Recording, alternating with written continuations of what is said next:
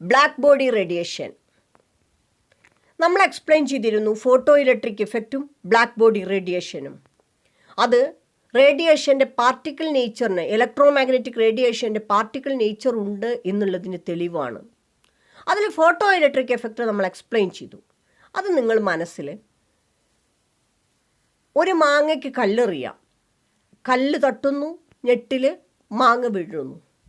കല്ലിന് particle നേച്ചറാണുള്ളത്, അതുകൊണ്ടാണ് ആ മാങ്ങ വീണത്. അതേപോലെ റേഡിയേഷൻ മെറ്റൽ സർഫസിൽ സ്ട്രൈക്ക് ചെയ്യുന്നു, ഇലക്ട്രോൺസ് അവിടെ നിന്ന് ഇജക്റ്റ് ചെയ്യപ്പെടുന്നു.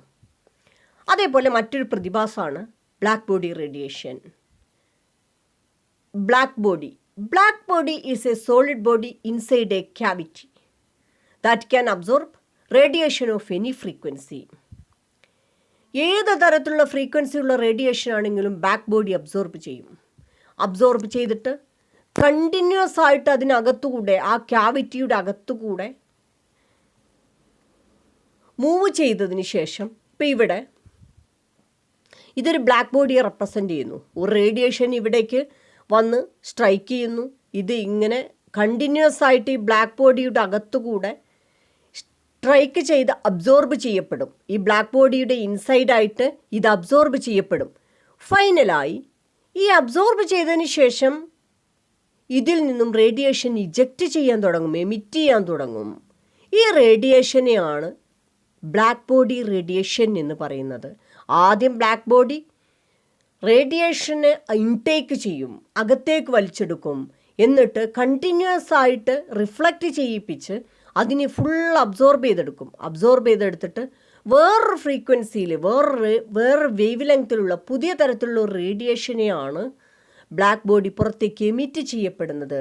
ഈ എമിറ്റ് ചെയ്യുന്ന റേഡിയേഷനെയാണ് ബ്ലാക്ക് ബോഡി റേഡിയേഷൻ എന്ന് പറയുന്നത്. ഇവിടെ നോക്കാം, ഇതൊരു ബ്ലാക്ക് ബോഡി റേഡിയേഷനാണ്.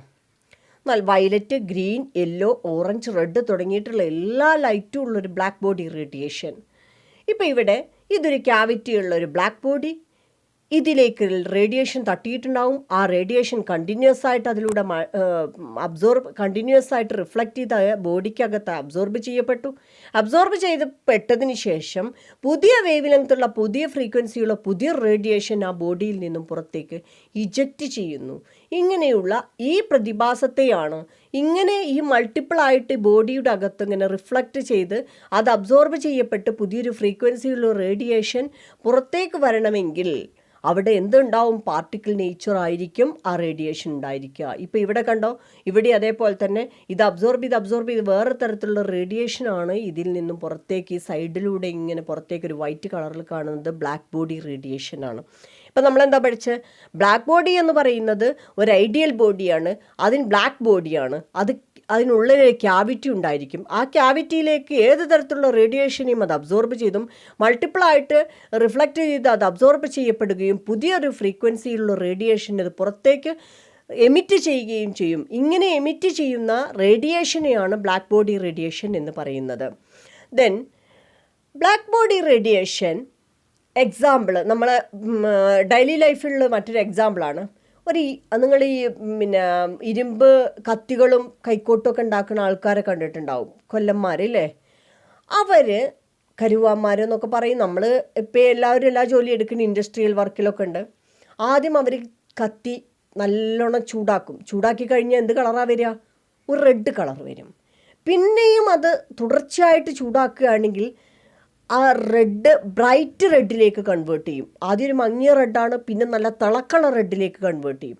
പിന്നെയും അത് കണ്ടിന്യൂസ് ആയിട്ട് ചൂടാക്കിക്കൊണ്ടിരിക്കുകയാണെങ്കിൽ വൈറ്റ് കളറിലേക്ക്.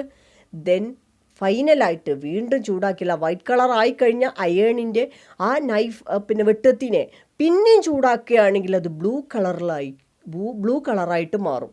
നമുക്ക് ബ്ലൂ കളർ കാണുന്നത് എങ്ങനെ? അതിൽ നിന്നും പുറത്തേക്ക് എമിറ്റ് ചെയ്യും. നമ്മൾ കൊടുക്കുന്ന റേഡിയേഷൻ ആണോ, തീയാണോ നമുക്ക് പുറത്തേക്ക് വരുന്നത്? അല്ല, വേറൊരു കളറുള്ള റേഡിയേഷനാണ് പുറത്തേക്ക് വന്നത്. അപ്പോൾ എങ്ങനെ നമ്മൾ എക്സാമ്പിൾ പഠിച്ച്, iron when heated becomes red to bright red, then to white and to blue on further heating. നമ്മൾ വീണ്ടും ചൂടാക്കുമ്പോൾ ആദ്യം ഒരു റെഡായിരുന്നു, പിന്നെ അത് ബ്രൈറ്റ് റെഡായിട്ട് മാറി, പിന്നെ അത് വൈറ്റായിട്ട് മാറി, പിന്നീട് അതെന്തായിട്ട് കറിയും ബ്ലൂ ആയിട്ട് മാറി അല്ലെങ്കിൽ വൈറ്റ് ആയിട്ട് മാറി എന്ന് പറഞ്ഞാൽ അതിൽ നിന്നും നമ്മുടെ കണ്ണിലേക്ക് വരുന്ന റേഡിയേഷൻ്റെ കളറുകളാണ് നമ്മൾ ആ കാണുന്നത്. അപ്പോൾ അത് നമ്മൾ കൊടുത്ത റേഡിയേഷൻ അല്ല. അങ്ങനെയുള്ള ഒരു ഇഫക്റ്റ് കാണിക്കുന്നതിനെയാണ് ബ്ലാക്ക് ബോഡി റേഡിയേഷൻ എന്ന് പറയുന്നത്. ദെൻ നമുക്ക് ഇത്രയും എക്സ്പ്ലനേഷനിൽ നിന്ന് diffraction, interference, photo electric effect, black body radiation, ഇത്രയും ഫിനോമിനലിൽ നിന്നും ഇലക്ട്രോമാഗ്നറ്റിക് റേഡിയേഷന് വേവ് നേച്ചറും അതേപോലെ പാർട്ടിക്കിൾ നേച്ചറും ഉണ്ട് എന്ന് കൺക്ലൂഡ് ചെയ്യാൻ പറ്റും. Electromagnetic radiation exhibit both wave like and particle like characters.